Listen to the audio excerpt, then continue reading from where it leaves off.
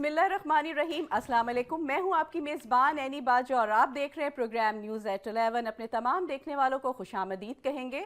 मुस्लिम league नून और PP की मुश्तरका काविशों से मरकज़ में हुकूमत मजबूत हुई है और हुकूमत ने अपनी मर्जी की तरामीम कर ली। यहाँ पर लोग ये कहते हैं कि पीपी को अपने साथ मिलाने के लिए मुस्लिम लीग नून और पीपी के साथ चंद मुआहदे हुए हैं। अब मुआहदों की क्या असलियत है और क्या पंजाब में पीपल्स पार्टी की चंद वजारतों के साथ साथ कुछ और भी चलेगा, इन तमाम चीज़ों को डिस्कस करते हैं। और हमारे साथ यहाँ पर ऑडियो लिंक पर मौजूद हैं पीपल्स पार्टी के सीनियर रहनुमा हसन मुर्तज़ा सैयद साहब। जी तो अलवी साहब, यहाँ पर हसन मुर्तज़ा साहब मौजूद हैं, तो क्या सवाल करेंगे आप? जी हसन मुर्तज़ा साहब, क्या हाल, आप खैरियत से हैं? जी शुक्र अल्हम्दुलिल्लाह जी, अच्छा, खैरियत। देखिए ये लाहौर में क्या सूरत हाल है इस वक्त स्मोक की, ये हुकूमत कहाँ सो रही है, क्या सूरत हाल है? देखिए कि इस वक्त सांस लेना दुश्वार हो गया है कि ये आप हुकूमत काफ़ी मुतारक नज़र आती है लेकिन ये पूरा साल सोए रहते हैं। क्या होता है, क्या मामला चल रहे हैं हुकूमत में? इस वक्त लाहौर में शहरियों का सांस लेना जो दुश्वार है, लोग बहुत परेशान हैं, सांस के मसाइल का शिकार हैं, जल्दी अमराज का शिकार हैं। अब तो लोग अस्पतालों तक पहुंचना शुरू हो गए हैं, लेकिन हुकूमत की तरफ से तो अभी नोटिफिकेशन ही आ रहे हैं कि ये कर लें, वो कर लें, मास्क पहन लें, ये चिंगची बंद कर दें, फलां कर लें। लेकिन अब तो बहुत देर नहीं हो गई, क्या कहते हैं आप? जी बहुत शुक्रिया जी, बड़ा अहम मौजू है जिस पे आपने मुझे टाइम दिया और मुझे मेरी बात करने का मौका दिया। गुजारिश ये है कि ये स्मोक का इशू जो है ये कोई 1 साल या 2 साल का नहीं है, बल्कि ये पिछली तकरीबन 1 दहाई से चल रहा है हमारे साथ। और हर साल जो हुकूमती मशीनरी है वो जब स्मोक का सीजन आता है जिसमें स्मोक होती है तो वो पूरी मशीनरी शुरू कर देती है जी, पकड़ धकड़, रोकना, लॉकडाउन करना, फलां चीज बंद कर दो, स्कूल बंद कर दो, ये कर दो। और पूरा साल वो इस पे कुछ नहीं करते। हुकूमत की जिम्मेदारी सिर्फ ये नहीं है कि जब भी कोई तकलीफ का दिन आए तो उसको उस वक्त कर लिया। हमें चाहिए था आज तक हम ई टेक्नोलॉजी की तरफ जाते। आज जो चिंची बंद करने की बात हो रही है तो उसको रिप्लेस किया जाता। आप वो इलेक्ट्रॉनिक्स जो रक्शे हैं या ट्रांसपोर्ट के जराए हैं उनको इंट्रोड्यूस करवाते। आप जो कम्युनिटी ड्राइविंग को इंट्रोड्यूस करवाते। आप जो इस मुल्क के अंदर सबसे बड़ा मसला है पब्लिक ट्रांसपोर्ट का, उसको बेहतर करते ताकि ये गाड़ियों में कमी आती है। आपकी इंडस्ट्री जो है वो इस पोल्यूशन का बहुत बड़ा सबब है। बाकी जो दीगर जो कंस्ट्रक्शन का है इंडस्ट्री, वो बहुत बड़ा इसका जरिया है स्मोक का। तो हमारे पास बड़ा आसान तरीका है कि हम इल्जाम तराशी कर देते हैं जी कि ये स्मोक जो है ये इंडिया की तरफ से आ रही है। और ये आम आदमी को भी पता है कि अगर लाहौर के अंदर 1600 पॉइंट्स के साथ हम दुनिया के पहले नंबर पे हैं, तो हिंदुस्तान तो 400 पॉइंट के साथ जो दिल्ली का इस वक्त बताया जा रहा है दूसरे नंबर पे है। और फिर अमृतसर आता है रास्ते में, वहां पे ये 200-250 के करीब है। तो किस तरह वो स्मोक इधर 1600 की तरफ आ रही है, 1600 जो है ये उधर नहीं जा रहा। तो ये सारी बड़े आसान तरीके हैं इसके। और मैं समझता हूँ कि हुकूमत ने कोई संजीदा काम नहीं किया इस हवाले से, जो करना बहुत जरूरी था।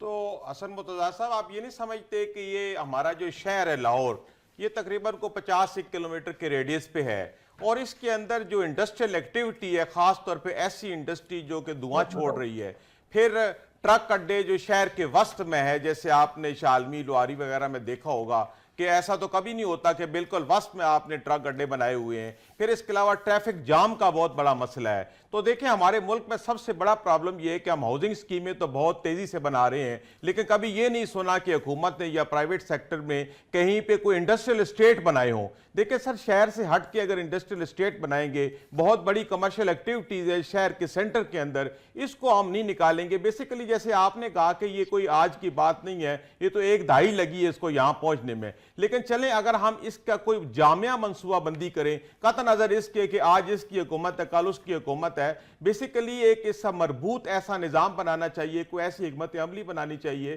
कि हम इस इंडस्ट्री को और धुआं फैलाने वाले जितने भी इसके अंदर एलिमेंट्स हैं उनको हम इधर से बाहर निकालें, تو آپ اس حوالے سے کوئی کیا تجویز دیتے ہیں؟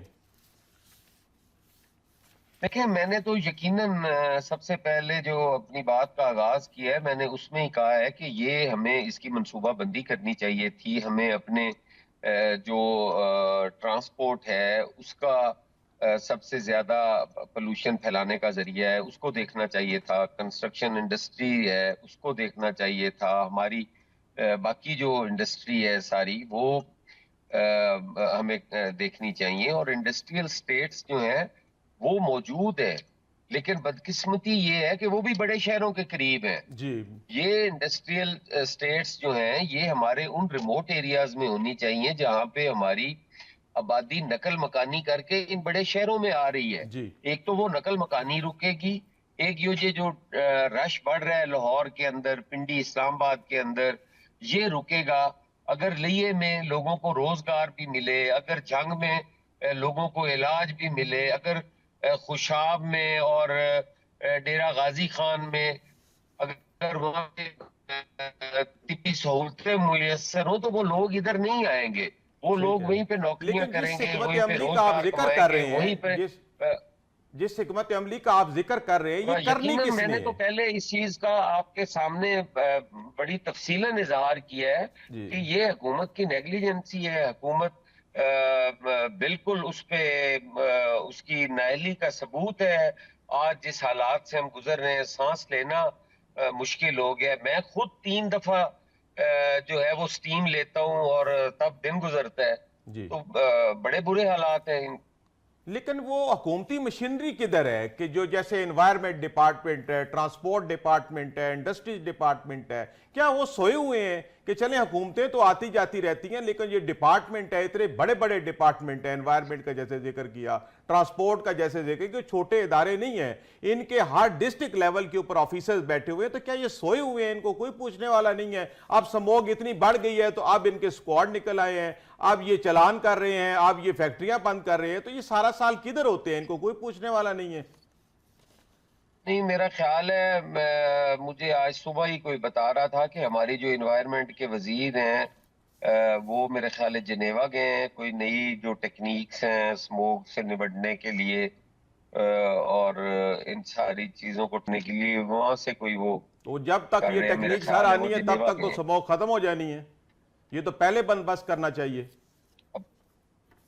دیکھیں یہ 1-2 سال لگیں گے، وہ جنیوا سے سیکھ کے آئیں گے تو ٹھیک ہو جائے گا. اچھی بات ہے. تھوڑا تو سا انتظار کر لیں. چلیں، تو یہی بات ہے کہ دیکھیں یہاں ایک ایمرجنسی بنی ہوئی ہے اور ہماری وزیراعظم صاحبہ جو ہیں وہ بیرون ملک چلی گئی ہیں، وہ دورے پہ ہیں. کوئی سمجھ نہیں آ رہی کہ پھر یہ کون دیکھے گا. یہاں لوگوں کا سانس لینا محال ہے. بچے سکول نہیں جا پا رہے، دفتر بند ہیں، ہسپتال بھر رہے ہیں، اور آپ یہ دیکھ رہے ہیں کہ اس حوالے میں یہ گڈ گورننس کا جو معاملہ ہے، جب یہاں پہ ٹیم لیڈر ہی موجود نہیں ہے تو کون دیکھے گا ایسی ایمرجنسی صورتحال کو؟ نہیں، وہ کہتے نہیں ہے وہ کیا نیرو بانسری بجاتا رہا کہ کیا، وہ کوئی اس قسم کی ایک مثال ہے، مجھے تو اس وقت یاد نہیں آ رہی. جی وہ راوی چین سو رہا شہر تھا، کوئی اس جلتا طرح رہا، کوئی ہے، نیرو تو صحیح، آپ بانسری صحیح کہہ بجاتا رہے ہیں. رہا. تو ایسی صورتحال میں پھر یہ شہر کو کون دیکھے گا؟ یقیناً حکومت کا ہی فرض تو بنتا ہے جی دیکھنا، اور ان کو دیکھنا چاہیے کہ یہ حالات ہیں اور ہم اس پہ کیا کر رہے ہیں. کوئی آپ کو عملی اقدام نظر نہیں آئے گا، بس ٹائم پاس کرنے کے لیے، لوگوں کی توجہ اور دھیان ہٹانے کے لیے کبھی کوئی مشورہ دے دیں گے، کبھی کوئی مشورہ دے دیں گے. وہ مشوروں کی حد تک کی ہیں اور کرنے کے لیے کوئی تیار نہیں ہے. اچھا، یہ آؤٹ سورسنگ کا بھی بڑا معاملہ پنجاب میں چلا ہوا ہے. کبھی کہتے ہیں سکول کی آؤٹ سورسنگ ہم نے کر دیتی ہیں، کبھی کہتے ہیں اسپتالوں کی آؤٹ سورسنگ کر دینی ہے. تو حکومت کا تو میرے خیال میں سب سے پہلا جو فرض ہے وہ تعلیم ہے، صحت ہے، لا اینڈ آرڈر کی سچویشن ہے. تو یہ تو پھر کل کہیں گے کہ ہم تو تھانوں کی بھی آؤٹ سورسنگ کرنے جا رہے ہیں. تو یہ اب کیا سمجھتے ہیں کہ جو چھوٹا موٹا جو دوائی دارو ملتا تھا عوام کو سرکاری اسپتالوں سے، یہ تو اس کو بھی ختم کرنے جا رہے ہیں. کہتے ہیں ہم نے آؤٹ سورسنگ کرنی ہے اور پھر وہاں جو ہمارے سرکاری ڈاکٹر ہیں ایون وہ بھی یہ ٹھیکے پہ لے سکتی ہیں. تو یہ ٹھیکیداری والے نظام آپ کو کچھ سمجھ آتا ہے اسپتالوں کے اندر؟ دیکھیں میں تو اس چیز سے تھوڑا آگے کی بات کرتا ہوں. ہم تو کہتے تھے کہ ایک نصاب ہونا چاہیے. یہ جو یہاں پہ طبقاتی نظام تعلیم ہے اس کا خاتمہ ہونا چاہیے کہ امیروں کے سکول اور ہیں اور غریبوں کے نصاب جو ہے وہ فرق ہے. یہ نصاب کا فرق ختم کرتے کرتے میرے خیال میں وہ تمام چیزیں پرائیویٹ پبلک پرائیویٹ پارٹنرشپ میں دینے جا رہے ہیں. اور کچھ سکولز انہوں نے کیے بھی ہیں اور وہ بڑا برا تجربہ ہے. میں سمجھتا ہوں کہ یہ بالکل ایسے ہی ہے کہ جیسے آپ ٹیوشن سینٹرز کھول رہے ہیں اور یہ جو گاؤں ہے جہاں پہ ایک سکول ہے وہاں پہ اب وہ ایک ٹیوشن سینٹر کھل گیا ہے. جی جی وہاں لوگ پیسے دیں گے اپنی تعلیم حاصل کر لیں گے. وہ جو تعلیم ہم سب کا حق ہے اور وہ ہمارا آئین بھی کہتا ہے تو وہ میرا نہیں خیال کہ اب اس کی کوئی گنجائش رہ گئی ہے. یہ آئینی خلاف ورزی ہے. جی صحت اور تعلیم جو ہے یہ حکومت کی ذمہ داری ہے. جی جی اس جی کو جی آؤٹ سورس کرنا انتہائی زیادتی ہوگی. اچھا چلیں یہ بتائیں بلکہ کہ کر بھی گئی یہ ہے. پیپلز پارٹی کو تو پنجاب میں وزارتیں بھی ملنی تھی, یہاں پہ کوئی پاور شیئرنگ کے بھی ہم سنتے تھے کہ یہ کچھ عرصہ گزرے گا, تو پھر چونکہ آپ کولیشن پارٹنر ہیں گورنمنٹ کے فیڈرل میں بھی اور پنجاب میں بھی, تو یہ کب ایسے کوئی آپ دیکھ رہے ہیں کہ کب آپ کے لوگ وزیر بن رہے ہیں اور پھر یہ جو حالات جن کا ہم تذکرہ کر رہے ہیں ان کی بہتری کی طرف کچھ صورتحال بنے گی؟ نہیں, میرا نہیں خیال کہ پاکستان پیپلز پارٹی جو ہے وہ وزارتوں کی طرف جا رہی ہے. یہ تو ایک دو روز پہلے چیئرمین بلاول بھٹو زرداری صاحب نے بڑا کلیئر کہا ہے کہ ہم سی میں جائیں گے کہ ہم نے اتحاد میں بھی رہنا ہے یا نہیں رہنا. جی آئندہ کا لائے عمل ہمارے سی کے فیصلوں کے بعد ہوگا. تو وزارتیں لینے کا تو مستقبل قریب میں کوئی ایسا چانس نظر نہیں آتا. اچھا, یہ جوڈیشل کمیشن سے بھی بلاول صاحب نے اپنا نام واپس کر لی ہے, تو یہ کیا اندر کھچڑی پک رہی ہے, کیا صورتحال ہے؟ کھچڑی نہیں پک رہی. یہاں پہ جو پی ایم ایل این کا ایک ہمیشہ کا طریقہ کار رہا ہے کہ جب وہ مصیبت میں ہوتے ہیں تو اس وقت وہ پاؤں پکڑتے ہیں اور جب وہ تھوڑا سا ریلیکس ہوتے ہیں تو پھر وہ گریبان پکڑتے ہیں. بالکل وہی پالیسی ہے ان کی, اسی پہ وہ گامزن ہے کہ وہ ان کے ہم اتحادی ہیں, ہماری وجہ سے ان کی حکومت قائم ہے. اور وہ ہمیشہ جو ہے وہ پیپلز پارٹی کو ہی کٹ سائز کرنے کے چکر میں رہتے ہیں کہ پیپلز پارٹی ہی کل کو ہے جو ہمارے مقابلے میں کھڑی ہوگی, تو وہ کیسے اس کو پنپتا ہوا دیکھ سکتے ہیں یا اس کے لیے وہ سہولت کاری کر سکتے ہیں. تو یہ جیسے آپ ذکر کر رہے ہیں کہ حکومت کی طرف سے اقدامات ٹھیک نہیں کیے جا رہے اور لوگوں کے مسائل میں اضافہ ہو رہا ہے, تو پھر آپ یہ سمجھتے نہیں کہ آپ کو آگے آنا چاہیے اور پھر حکومت میں شمولیت کر کے کچھ عوام کے جو مسائل ہیں ان کے حل کے لیے آپ کو آگے آنا چاہیے؟ دیکھیں, ہم پیپلز پارٹی نے جب یہ فیصلہ کیا تھا کہ ہم حکومت کا حصہ نہیں بنے,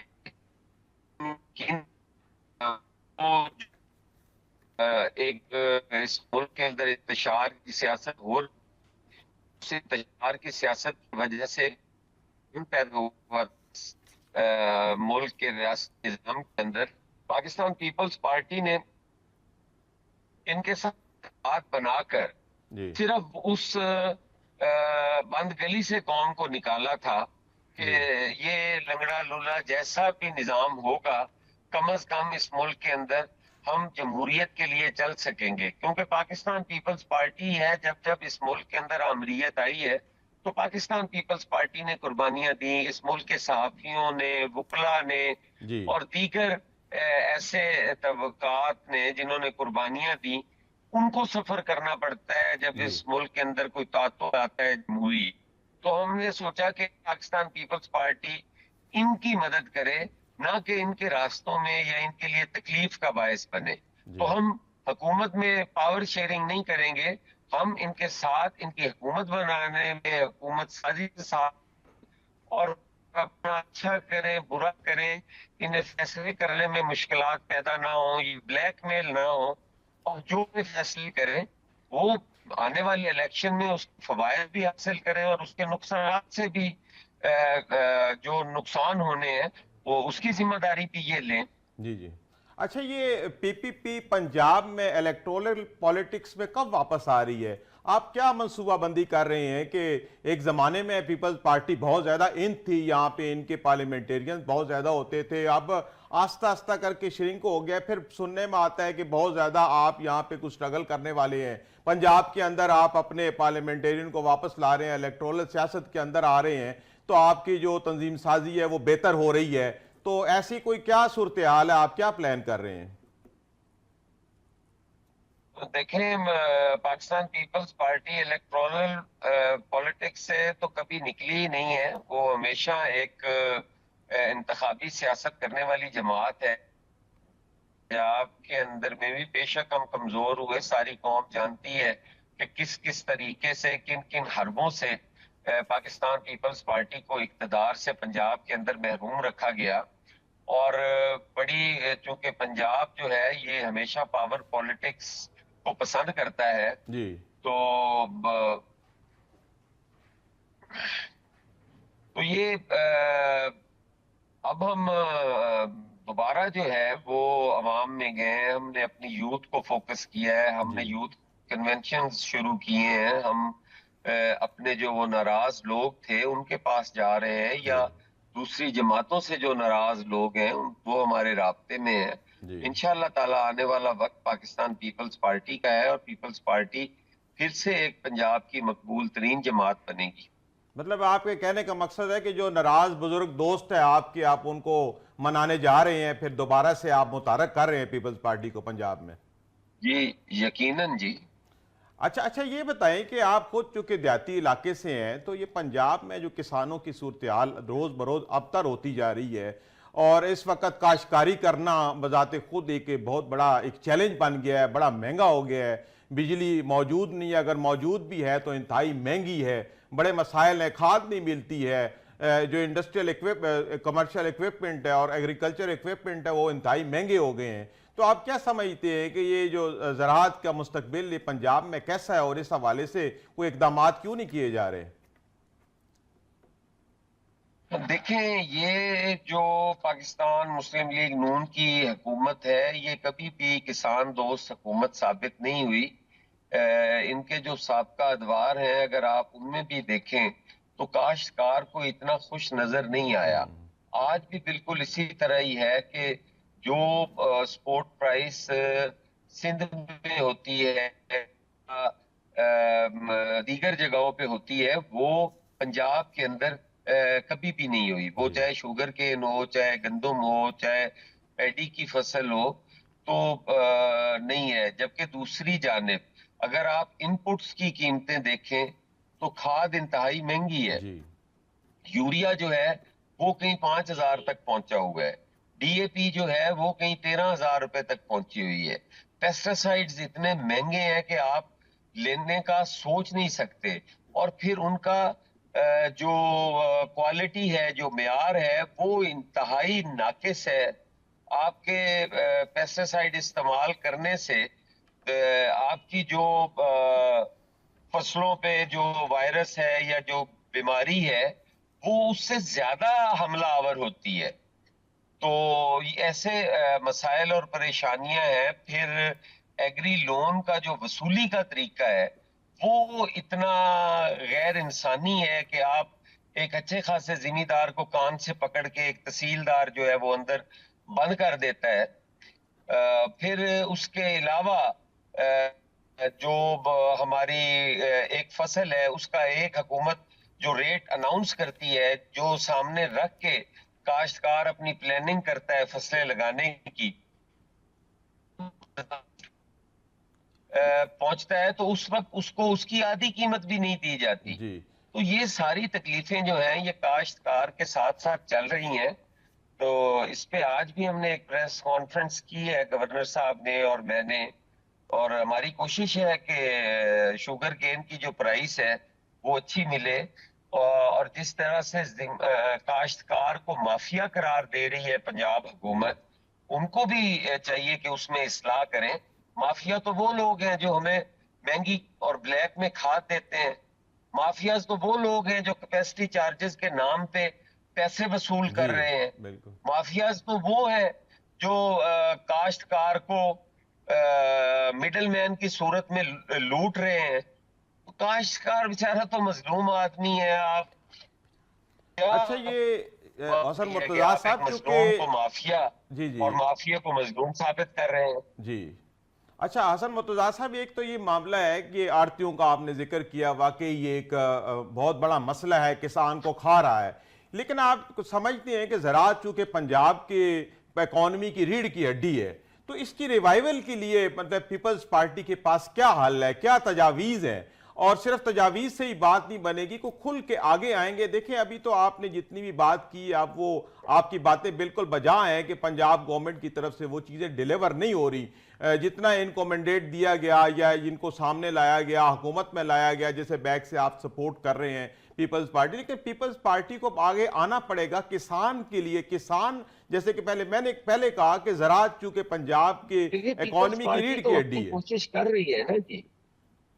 देखिए, पीपल्स पार्टी तो आज भी अगर पंजाब के अंदर वो कमजोर भी है जी तो फिर भी काश्तकार की आवाज बन रही है। जी पीपल्स पार्टी तो आज भी कह रही है कि जाओ हमें सिंध जैसे रेट्स दे दो, जैसे सिंध के अंदर जो गंदम का रेट है हमें भी दो, जो गन्ने का रेट सिंध में है वो पंजाब में भी दो।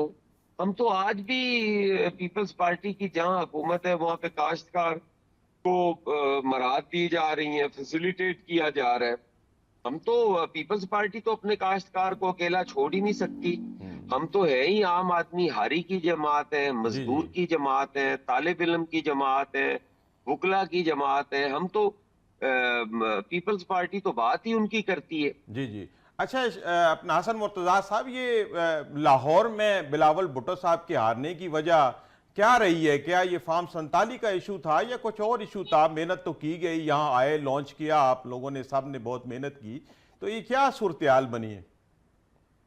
देखिए, हम तो उसको यही कहते हैं कि वो फॉर्म 47 की है, और जो ताकतें नहीं चाहती कि पाकिस्तान पीपल्स पार्टी का पंजाब के अंदर रिवाइवल हो, वही चीजें, वही ताकतें जो थी वो सबसे बड़ी रुकावट थी पंजाब के अंदर चेयरमैन बिलावल भुट्टो को के इलेक्शंस में।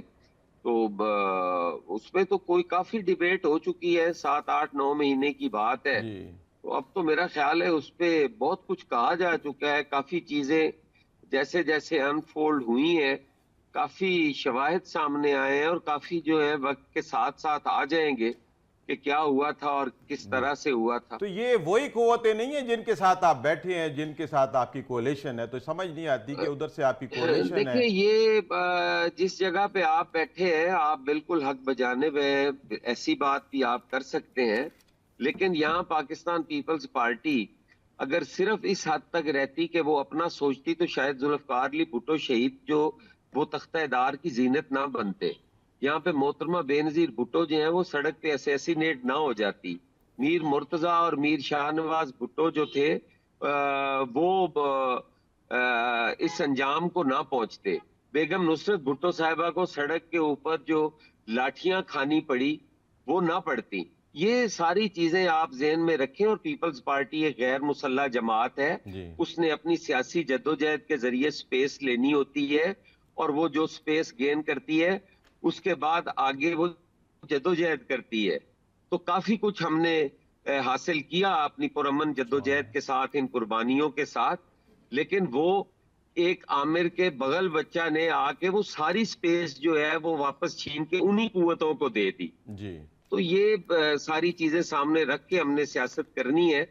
और शायद जाने भी हम दे रहे हैं और ये ताने भी हम सुन रहे हैं कि आप उन्हीं लोगों के साथ बैठे हो। जी तो ये हमारा खुशी का इत्तेहाद नहीं है या उनके साथ बैठना नहीं है, ये मजबूरी है इस मुल्क को बचाने के लिए, इस आइन और रियासत को बचाने के लिए। तो वो हम अपना किरदार अदा कर रहे हैं, बाकी अल्लाह ताला बेहतर करेगा।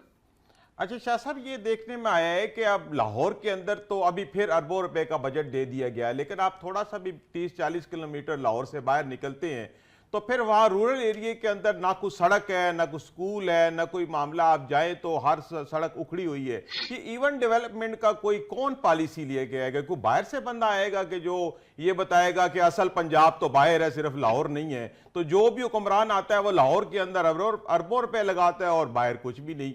तो इसमें भी तो कोई आप इंटरवीन करें थोड़ा बहुत, कि कुछ बजट बाहर शहरों में भी जाना चाहिए।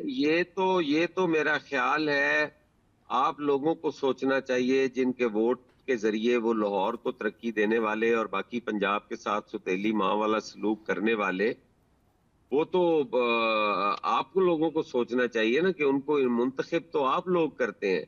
पाकिस्तान पीपल्स पार्टी को अगर आप वोट देते होते तो शायद इस वसाइल की तकसीम भी मुनसफाना होती। पाकिस्तान पीपल्स पार्टी ने तो 2008 से 13 तक एनएफसी अवार्ड किया। पाकिस्तान पीपल्स पार्टी ने 18th अमेंडमेंट के जरिए सूबों को शनाख्त दी, सूबों को उनके हकूक दिए। एक सवाल रह गया है कि ये हम सब बिलावल भुट्टो को कब वज़ीर-ए-आज़म बनता देख रहे हैं?